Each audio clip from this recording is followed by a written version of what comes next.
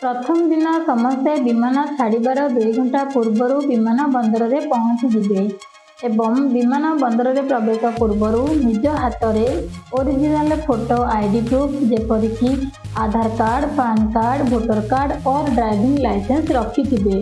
छोट पिला मानकर Aadhaar card, school ID card, birth certificate अथवा डिस्चार्ज सर्टिफिकेट धरिथिबे। विमान बंदर में प्रवेश पर निजर बड़ ब्याग विमान कर्मचारी को दिंतु। यह 15 केजी रु अधिक नहबा जरूरी एवं छोट ब्याग जोटिकी 7 केजी रु ऊर्ध्व नहबा जरूरी।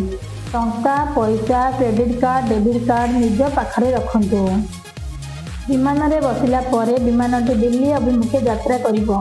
एही यात्राटी 2 घंटा 20 मिनट रहिबो। दिल्ली पहुँचला परे निज ब्याग को आनिबा परे विमान बंदर बाहर को आसी बस पर अपेक्षा करंतु। बस रे बसिला परे यह वृंदावन अभिमुखे यात्रा आरंभ करिबो एवं यात्रा मध्य एक स्थान रे रखी खाइबार बंदोबस्त कराजिबो। एहा परे वृंदावन रे पहुँचवा परे होटेल रे निजर नाम पंजीकरण करी सेठाकार दर्शनीय स्थान जेपरिक प्रेम मंदिर, बांक बिहारी मंदिर इत्यादि बुली देखंतु। रात्र 9टा ରୁ 10ଟା ମଧ୍ୟରେ ନିଜର ରାତ୍ର ଭୋଜନ ସାରି ବିଶ୍ରାମ ନିଅନ୍ତୁ। ଦ୍ୱିତୀୟ ଦିନ ଆପଣମାନେ ଆପଣଙ୍କର ବ୍ରେକଫାଷ୍ଟ 8ଟା ରୁ 9ଟା ମଧ୍ୟରେ ସାରି ବୃନ୍ଦାବନ ହୋଟେଲରୁ ଚେକ୍ଆଉଟ୍ କରନ୍ତୁ। ଏହାପରେ ଆମେ ମଥୁରା ଏବଂ ଆଗ୍ରା ଅଭିମୁଖେ ଯାତ୍ରା କରିବା। ପ୍ରଥମେ ମଥୁରାରେ ଦ୍ୱାରିକାଧୀଶ ଏବଂ ଶ୍ରୀକୃଷ୍ଣଙ୍କ ଜନ୍ମସ୍ଥାନ ବୁଲି ଦେଖିବା ପରେ ଆଗ୍ରାରେ ପହଞ୍ଚିବା। ମଧ୍ୟାହ୍ନ ଭୋଜନ କରିସାରିବା ପରେ ଆମେ ଲାଲକିଲ୍ଲା ଏବଂ ତାଜମହଲ ଦେଖିବା।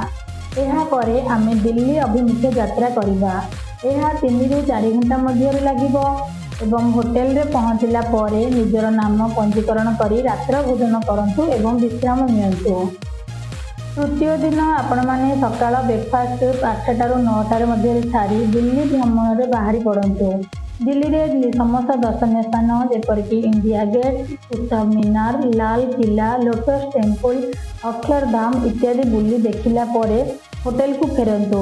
ନିଜ ପାଇଁ ଅଥବା ନିଜର ଆତ୍ମୀୟଜନଙ୍କ ପାଇଁ ଯଦି କିଛି ମାର୍କେଟିଂ କରିବାକୁ ଚାହୁଁଛନ୍ତି ତେବେ ଆପଣଙ୍କ ନିକଟସ୍ଥ ମାର୍କେଟକୁ ସପିଂ କରିପାରିବେ। ଏହାପରେ ରାତ୍ରିରେ ହୋଟେଲକୁ ଫେରି ନିଜର ରାତ୍ରି ଭୋଜନ 9ଟା ରୁ 10ଟା ମଧ୍ୟରେ ସାରି ବିଶ୍ରାମ ନିଅନ୍ତୁ।